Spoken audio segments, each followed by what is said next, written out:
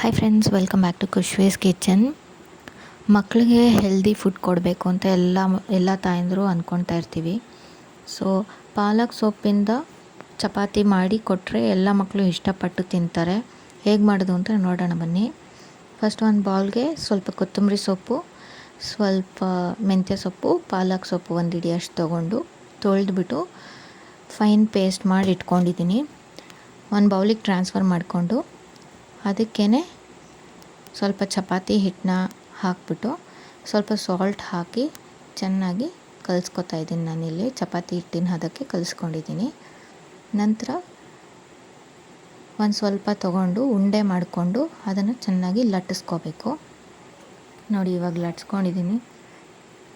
ಇದನ್ನು ಮಕ್ಕಳಿಗೆ ಇಷ್ಟ ಆಗೋ ಥರ ನಾವು ನೀಟಾಗಿ ಮಿಕ್ಕಿ ಮೌಸ್ ಶೇಪ್ಸು, ಆ ಥರ ನಮ್ಗೆ ಯಾವ್ಯಾವ ಶೇಪ್ಸ್ಗಳು ಮಕ್ಳಿಗೆ ಇಷ್ಟಪಡ್ತಾರೋ ನಾವು ಅದನ್ನು ಮಾಡಿ ಕೊಡ್ಬೋದು. ನಾನಿಲ್ಲಿ ಮಿಕ್ಕಿ ಮೌಸ್ ಅಂತ ಅಂದ್ಬಿಟ್ಟು ಮಾಡಿಕೊಟ್ಟಿದ್ದೀನಿ. ನೋಡಿ, ಇದನ್ನು ತವ ಮೇಲೆ ಹಾಕಿ ಎರಡೂ ಸೈಡಿಗೆ ಬೇಯಿಸಿದ್ರೆ ಪಾಲಕ್ ಚಪಾತಿ ರೆಡಿ ಇರುತ್ತೆ. ಮಕ್ಳಿಗೂ ತುಂಬ ಅಟ್ರಾಕ್ಟಿವ್ ಆಗಿರುತ್ತೆ, ನೋಡೋಕ್ಕೆ ತುಂಬ ಇಷ್ಟಪಟ್ಟು ತಿಂತಾರೆ. ನೀವು ನಿಮ್ಮ ಮನೇಲಿ ಮಾಡಿಕೊಡಿ.